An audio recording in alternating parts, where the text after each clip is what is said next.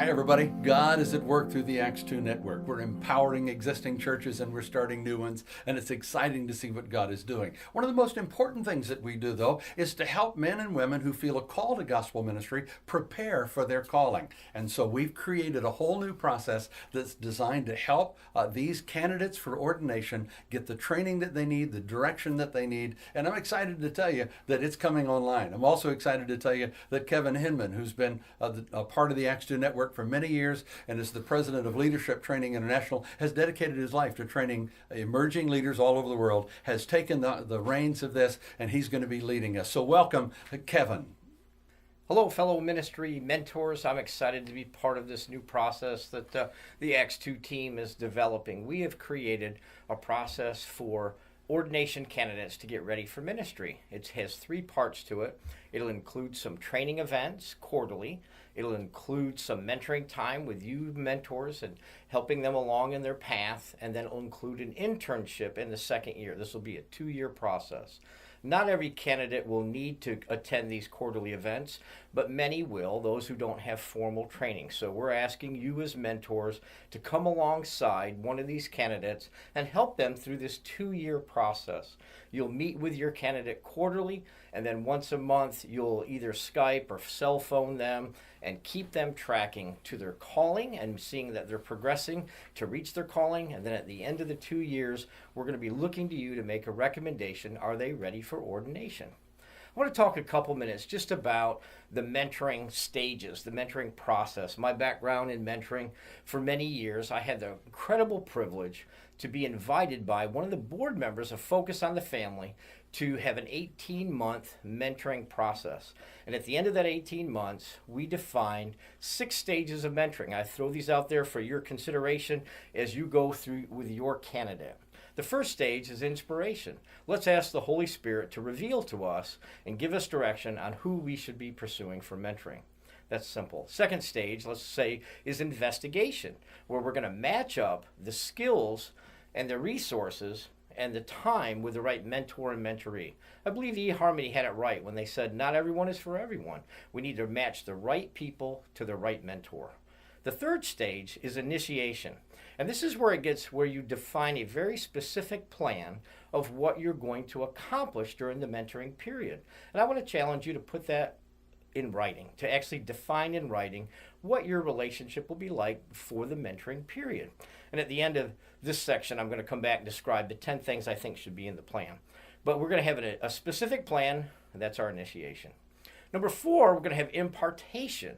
And that's where, as you meet with the mentor, you are transferring to them the knowledge, the wisdom, the skills, the accountability of the things that you have that they need.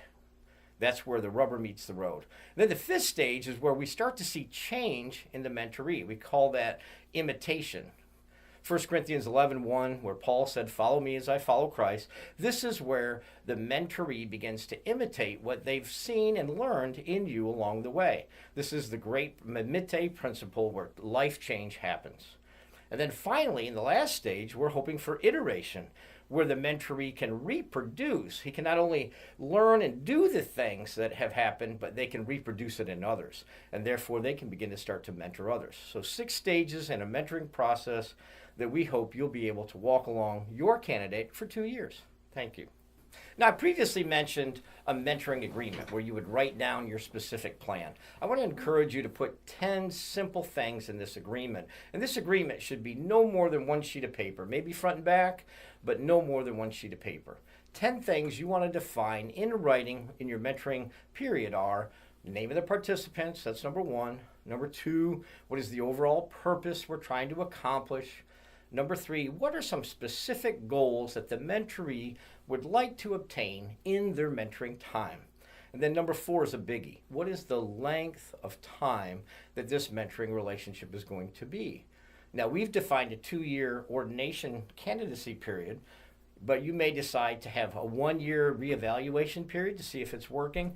But I encourage you to define in writing the length of the mentoring arrangement. Then number 5 is the environment. What is the environment going to be? Now, your candidate is going to be asked to come to a quarterly event, but you may be asking them to do some other things.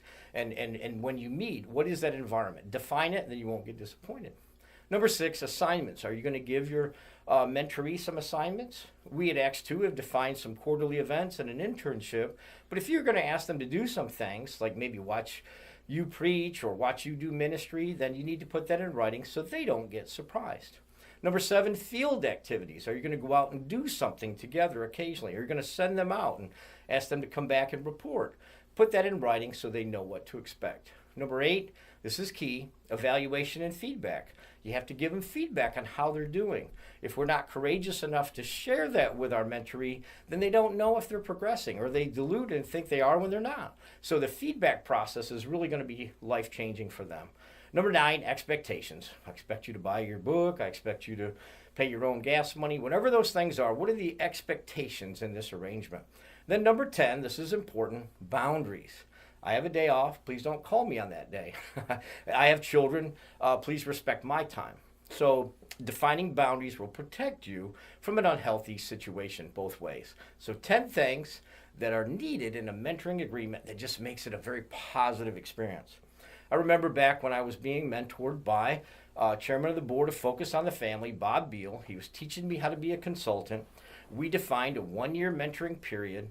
And at the end of that 1 year, the time wasn't complete. He had asked me to find him a local ministry that would need his service, and then I would shadow him for that year. We got to the end of the year. They needed to go longer, so we extended our mentoring agreement for 6 more months.